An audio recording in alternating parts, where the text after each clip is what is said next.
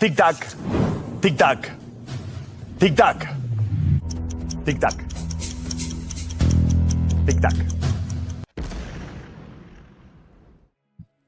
Tic-tac. Tic-tac. It's tic-tac time, my friends.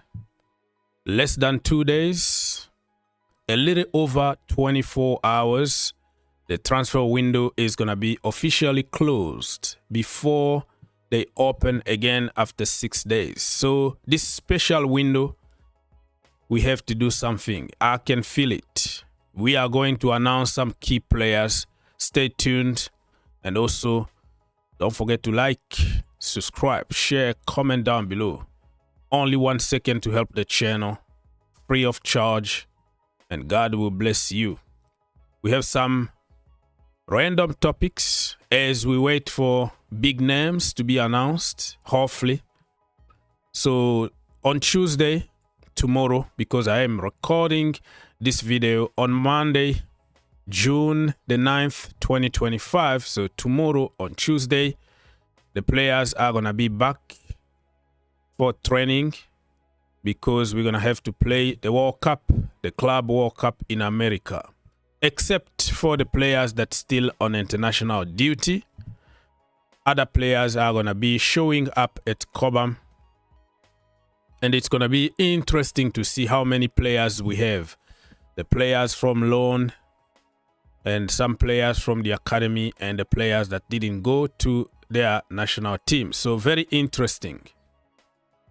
Talking about international, I feel sorry for Marc Cucurella for not winning the Nations League, but listen, man, the Nations League is just like a friendly, because they changed just the name and put a plastic cup there to give it some kind of value. But few years ago, we used to call it international breaks, international friendlies, but the name doesn't really sell. It was empty stadium.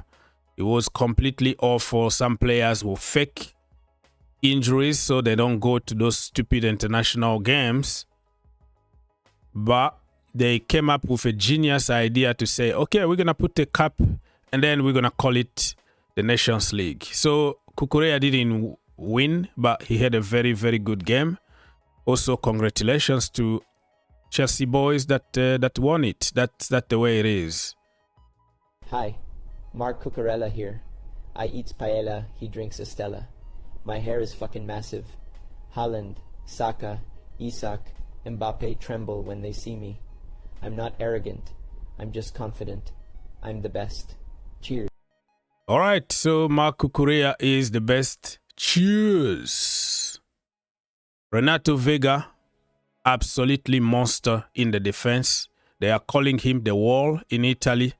And I think it's time to drop our egos and accept that this guy got Chelsea DNA on him and bring him in the team and play him where he feels more comfortable.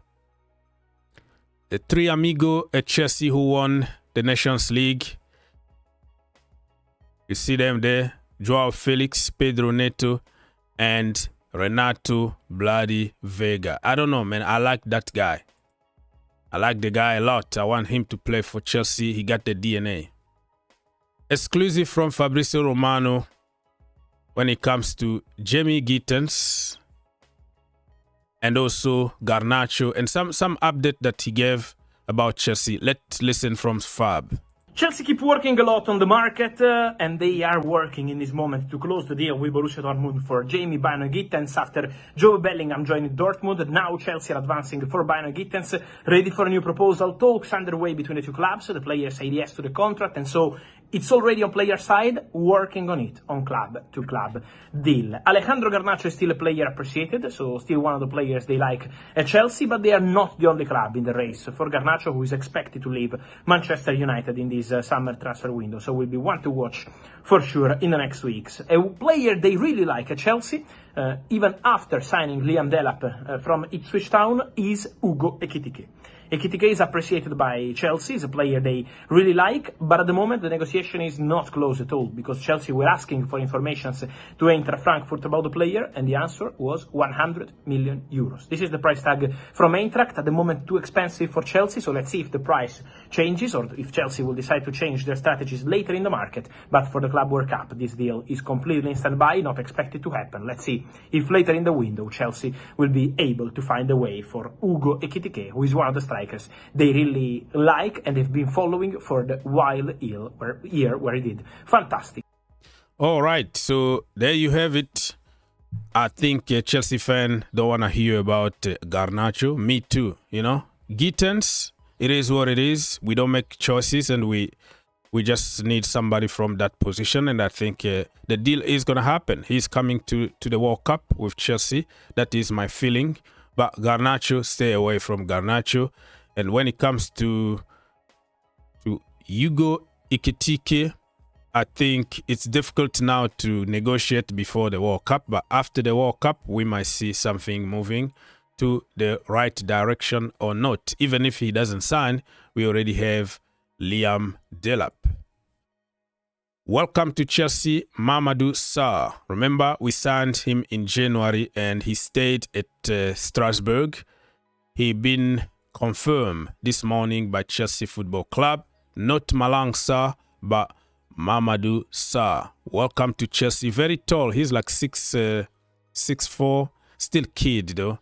Still a kid. Still need to learn, but a very good signing. I think Chelsea fans wanted to see a little bit of experience from that centre-back position, but it doesn't look like we're going to go for anybody with experience. I think Cole will need to lead everybody in that defense, or Uncle Tosin can help them grow a little bit. So you see here official from Chelsea website, and he signed an 8-year contract until 2033. That's long time, long-term contract.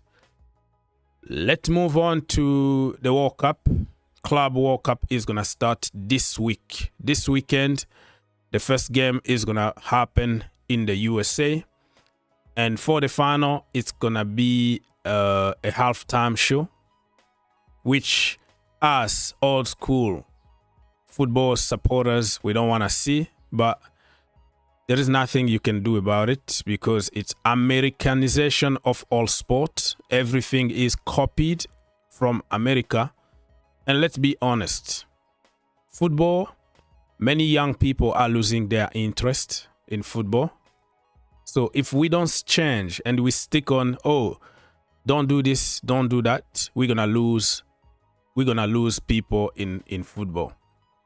So halftime show, when you have some musician there, it's gonna also excite people to go and continue watch football. So it is what it is. We have time to talk about it. I'm preparing a video, special video about the Club World Cup. We already discussed about Ekitike for 100 million. The problem with Frankfurt is they got their money. If they say 100 million, they don't budge. Remember Kolomwani, remember Mamouche, they got the money that they wanted. So Chelsea need to come up with a strategy after the World Cup, or even during the World Cup, continue working and see what is going to happen. But you have to keep in mind he's going to cost probably that money, okay? Because they know his quality and they know they can get money out of him. And especially Chelsea been paying money for every wonder kid, 30 million, 40 million. So we created a precedent and we can't complain about other teams wanting our money. Okay, so this comes from Daily Mirror. So they are talking about Chelsea could hijack the deal for Sesko this summer, because Arsenal haven't really moved that much. It's just they are monitoring, they are asking for, they are doing this and that, but they are not really making the decision. So it looks like Chelsea are trying to hijack the deal. I don't take this seriously though. I don't think it's going to happen, but it could be also Modric 2.0. Remember Mikhailo Modric, what happened? Arsenal were talking to him. He was posting Arsenal videos on social media every single minute, kind of begging Arsenal to sign him. And what happened? Out of the blue, Chelsea went and bought and hijacked Modric. The rest is history. So I'm not going to say totally that it's fake news or it's not going to happen. I'm going to keep an open mind because we know what Chelsea are capable of doing.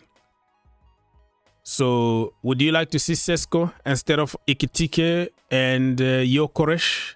You let me know in the comment section down below. And remember, Chelsea been following Sesko long time ago, maybe 3 years ago, since when he was at RB Salzburg.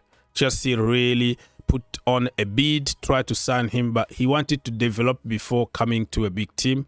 So never say never in transfer window. And who knows, maybe the last minute, because he's cheaper than Ugo Ekitike. He got a different profile. I like the guy, to be honest with you. I'm not saying sign him, but he's quality player, and I don't mind if Chelsea go for him. Okay, Chelsea are going to get rid of some of our players from the academy. Lucas Bergstrom, goalkeeper. Eddie Beach, Luke Campbell, Dylan Williams, left back. They are all going to leave Chelsea Football Club. Unfortunately, when it comes to goalkeepers, there are only few goalkeepers. There are only one goalkeeper in one team, so it's a complicated position. And you don't really advise your kids to be a goalkeeper because you have to be exceptional and many things need to work for you. Even if you are exceptional, you might not make it to the high level because there are so many of them out there looking for a job in a high level. And it's only one position on the pitch. So good luck to them. Because we have like 9 or 10 goalkeepers and we don't really even know what we're going to do with them. Mike Maignan, the latest one came from L'Equipe. They say that Maignan gave AC Milan an ultimatum saying like, hey, if you don't let me join Chelsea, I am going to run out my contract and I'm going to leave on free. He really want to play for Chelsea Football Club in the World Cup and he's pushing. The personal terms is not even a problem. But the fee between Chelsea and Milan are asking for more money. Chelsea are taking advantage of 1 year left on his contract, almost 30 years old, and there are not many top teams who are pushing to get him. So Chelsea are like the only team that want him at the moment of recording. So Chelsea wanna save some money. Why not? I don't blame them. I just think that his quality, and if we spend 25 million on Robert Sanchez, and I don't care if 1 year left on Maignan contract, I think that money is fair to pay for a quality goalkeeper like Mike Maignan. But I think it's going to happen. It's going to happen today or it's going to happen tomorrow on the deadline day. All right. Let's finish this video by talking about another goalkeeper position. Manchester City actually want to sign Marcus Bettinelli. This guy is registered as Chelsea third choice goalkeeper, but he played probably one game in the Carabao Cup years and years ago. But after that, he played few games with the academy. And he's very good in training. You see that he's one of the leaders in the dressing room. People love him. He brings something positive in the dressing room. So building a team is not only about expensive players, bling bling, that you paid millions. It could be just a guy like this, all right? A guy like like him, who doesn't complain about anything, but he knows that his role is more of a coach, a mentor.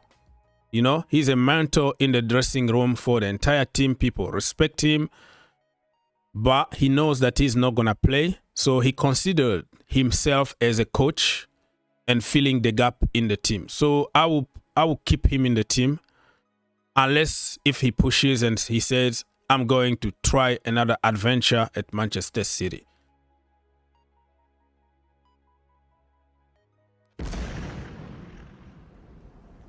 If you enjoyed the video, make sure you subscribe If you really like the video, make sure you subscribe and turn on your notification. and turn on your notification. For more videos, click here, and to subscribe, click here. What are you waiting for? Subscribe.